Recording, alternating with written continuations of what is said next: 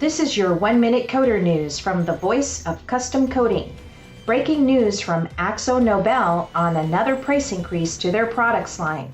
A letter dated April 29th states a slew of reasons for an additional price jump of 2 to 4% starting May 24th. Everything from manpower shortages, shipping price jumps, and force majeures by major raw material suppliers were mentioned.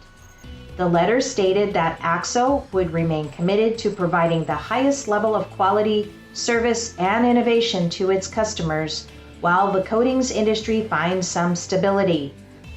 Look for an upcoming episode on this podcast about the topic of current supply chain disruptions. And that's been your 1-minute coder news. See you next time.